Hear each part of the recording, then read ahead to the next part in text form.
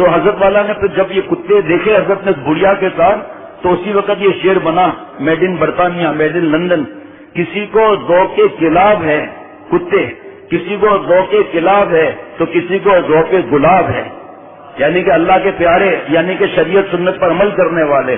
فرمایا کسی کو ذوق کلاب ہے تو کسی کو ذوق گلاب ہے، کسی کو ذوق نیند ہے۔ چنو میاں معاف تو کر دیا، کتنا دفعہ تم نے معافی مانگا بھائی؟ اس کے ساتھ کھڑا ہو جا پھر ابھی۔ ہاں ہے ہمارا اولاد، اس لیے تم مفتی ہوئے یا عالم ہوئے، ہے ہمارا بچہ، ہم تیرا باپ ہے روحانی بھائی، وہ ابا کو آپ کو سلامت رکھے، لیکن شیخ روحانی بابا ہوتا ہے۔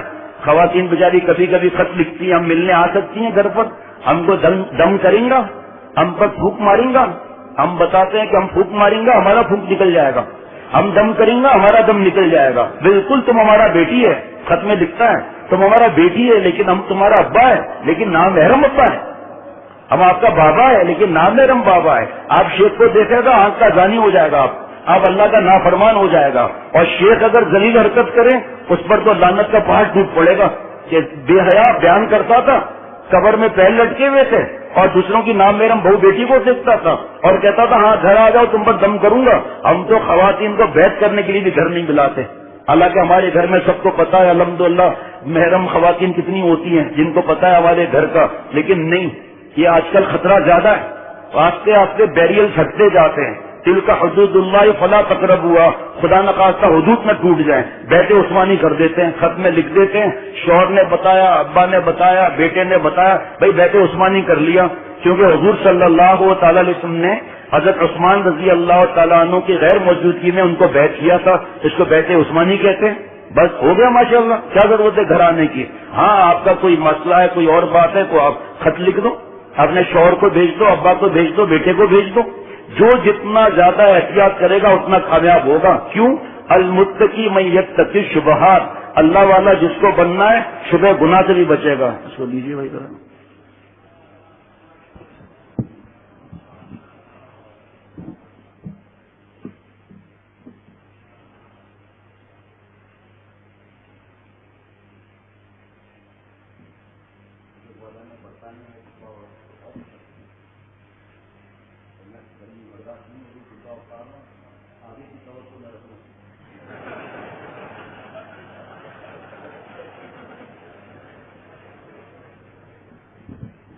یہی جملہ حضرت نے فرمایا تھا، میرے پاس ٹیپ بھی ہے جملہ، وہ اتنا کیا بتاؤں کیا مزہ تھا، اتنے بڑے اللہ والے تھے، اتنے بڑے اللہ والے، ایسا نزول تھا، ایسا نزول تھا، گھل مل کے رہتے تھے سب کے ساتھ۔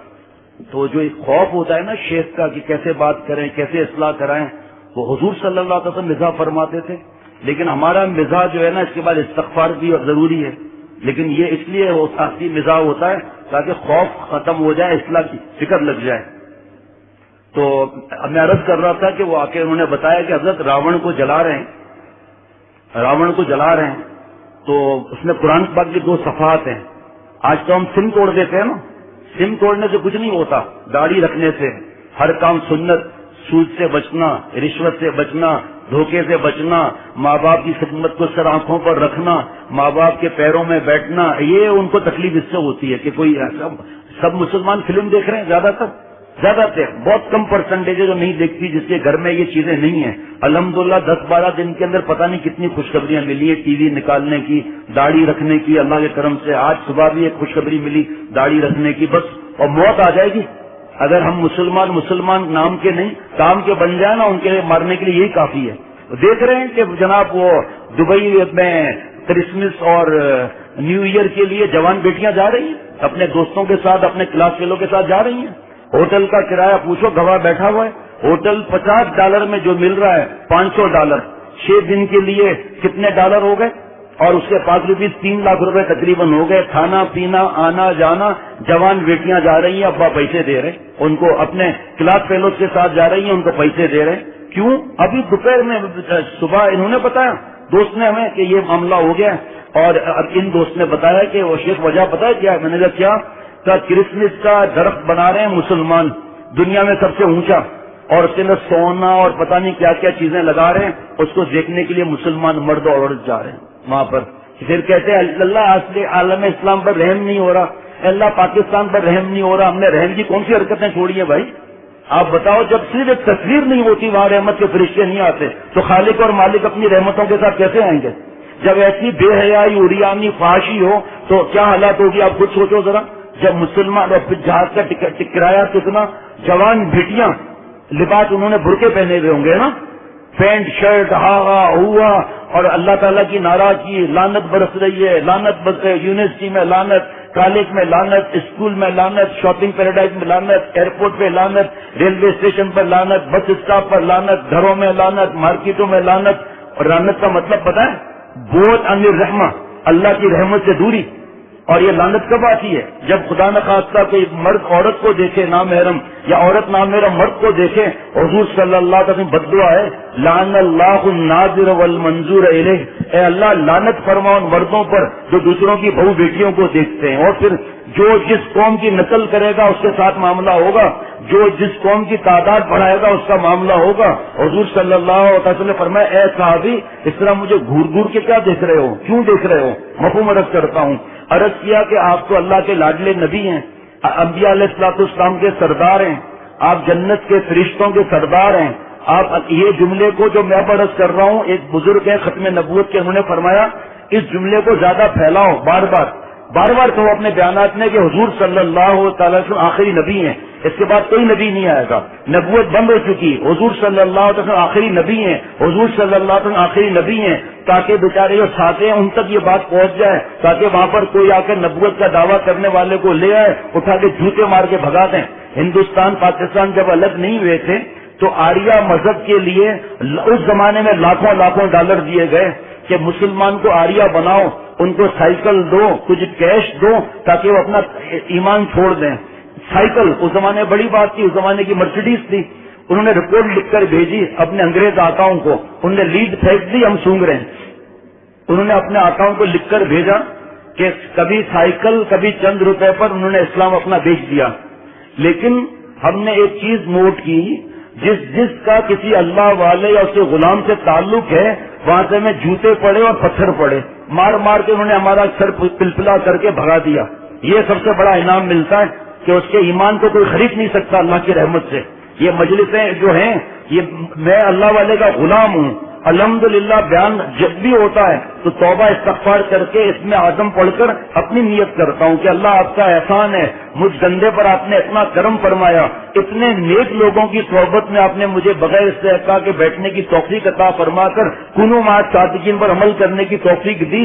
آپ نے حکم دیا ہے سچوں کے ساتھ رہو، اللہ نے حکم فرمایا کتنا رہو. عربی زبان کی سب سے بڑی تفسیر ہے روح المعانی، اس میں اتنا ساتھ رہو اے خالتم لتکونوا مثلہم، اتنا ساتھ رہو کہ اس کی رفتار، گفتار، کردار، تعلق مع اللہ، سنتوں کی اتباع، صبر، انتقام نہ لینا، بدلہ نہ لینا، اس کی آنکھوں کی حفاظت، اس کے اخلاق، ماں باپ سے تعلق، بیوی بچوں سے تعلق، امانت، دیانت، صداقت، یہ سب کے سب ہمارے اندر ٹرانسفر ہو جائے.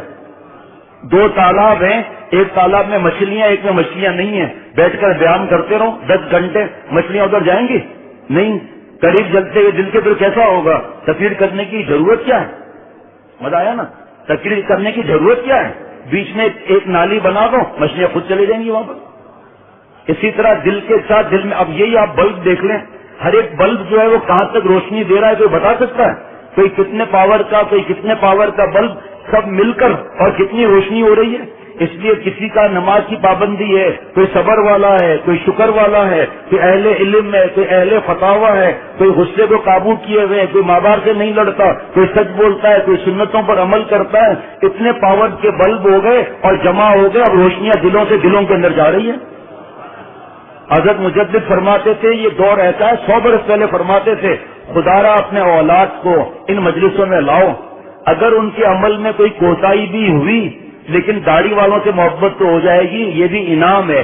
ایک صاحب حضرت مجدد کے پاس آئے کہ حضرت والا میرا بیٹا جو ہے وہ علی گڑھ یونیورسٹی میں، میرا بیٹا ایک اسلامک کالج میں پڑھ رہا ہے اور وہ بیٹا الٹی باتیں کر رہا ہے دین کے بارے میں، اور یہ اس طرح کر کے فرمایا اس کو علی گڑھ یونیورسٹی میں داخل کرا دو. کہ حضرت علی گڑھ یونیورسٹی میں تو لڑکیاں بھی ہیں اور ہندو بھی ہیں اور یہ وہاں جا کر اور برباد ہو جائے گا. فرمایا پھر آپ کو مجھ سے پوچھنے کی ضرورت کیا تھی؟ آپ کو ضرورت نہیں تھی پوچھنے کی، میں بچہ تو ہوں نہیں کہ بتا رہا ہوں کہ اچھا حضرت داخل کرا دیا.